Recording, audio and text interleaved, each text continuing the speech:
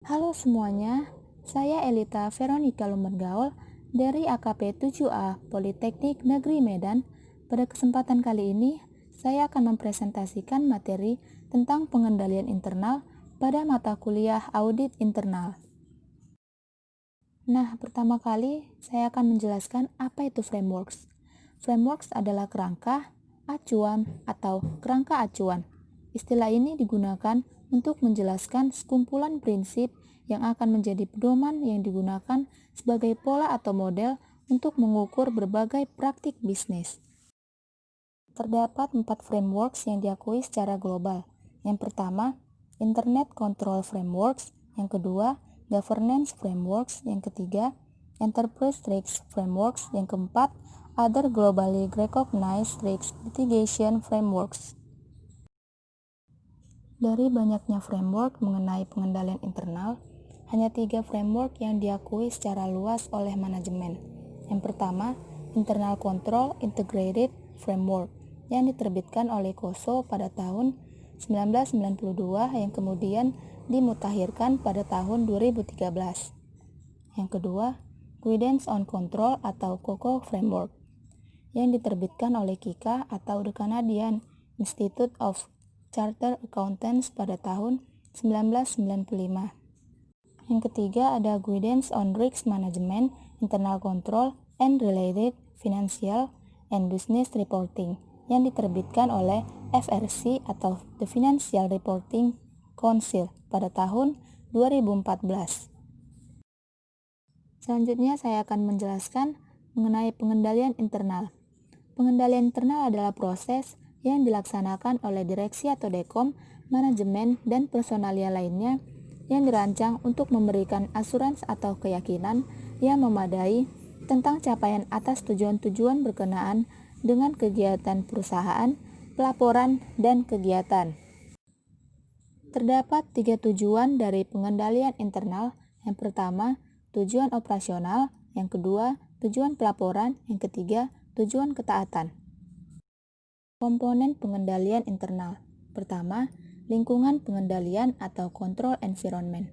Merupakan landasan yang di atasnya sistem pengendalian internal dibangun dan dijalankan untuk 1. Mencapai tujuan-tujuan strategis, 2. Menghasilkan pelaporan keuangan yang dapat diandalkan, 3. Berjalannya usaha secara efektif dan efisien, 4. Taat terhadap semua ketentuan hukum dan perundang-undangan yang berlaku, 5. Mengamankan aset. Komponen kedua, penilaian risiko atau risk assessment. Risiko merupakan ancaman bagi tercapainya tujuan organisasi. Maka dari itu, semua risiko harus dinilai. Komponen ketiga ada kegiatan pengendalian atau control activities. Tindakan yang diambil direksi atau dekom, manajemen, dan pihak lain untuk menangani risiko dan meningkatkan potensi tercapainya tujuan dan sasaran perusahaan. Keempat, informasi dan komunikasi atau information and communication. Informasi bermutu tinggi harus dikomunikasikan secara tepat. Informasi bermutu tinggi ditentukan oleh 3 sifat: relevan, akurat, dan tepat waktu. Komponen kelima ada kegiatan pemantauan atau monitoring activities. Pemantauan dilaksanakan untuk memastikan pengendalian internal terus berjalan secara efektif. 17 prinsip pengendalian internal. Yang pertama, pada komponen pertama, lingkungan pengendalian atau control environment, yaitu pertama ada tunjukkan komitmen terhadap integritas dan nilai-nilai etika. Yang kedua, laksanakan tanggung jawab pengawasan. Yang ketiga, ciptakan struktur, wewenang, dan tanggung jawab. Yang keempat, tunjukkan komitmen terhadap kompetensi. Yang kelima, tegakkan akuntabilitas. Pada komponen kedua, penilaian risiko atau risk assessment, yaitu pertama, tentukan tujuan yang tepat. 2. Identifikasi dan lakukan analisis risiko. Yang ketiga, nilai kemungkinan risiko kecurangan. Yang keempat, identifikasi dan lakukan analisis terhadap perubahan signifikan. Selanjutnya pada komponen ketiga, kegiatan pengendalian atau control activities, yaitu 1. Pilih dan kembangkan kegiatan pengendalian. Yang kedua, pilih dan kembangkan pengendalian umum terhadap teknologi. Yang ketiga, sebarkan melalui kebijakan dan prosedur.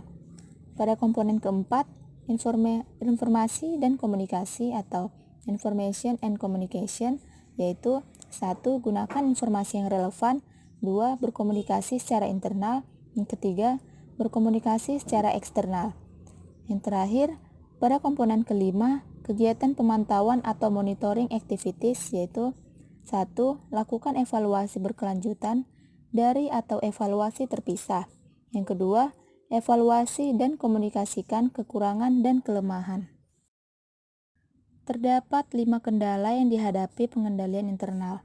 Yang pertama, kesesuaian antara tujuan yang ditetapkan yang merupakan prakondisi bagi pengendalian internal. Tujuan yang semula dibuat dan yang menjadi dasar dari aturan pengendalian internal kemudian diubah atau berubah. Perubahan ini mengakibatkan ketidaksesuaian antara tujuan dan pengendalian internal. Yang kedua, ada kesalahan manusia dalam membuat pertimbangan. Yang ketiga, kesalahan bisa terjadi karena kesalahan manusia. Kesalahan ini sering terjadi karena rutinitas, kejenuhan, atau tidak konsentrasi. Yang keempat, pimpinan bisa saja memutuskan lain dari aturan.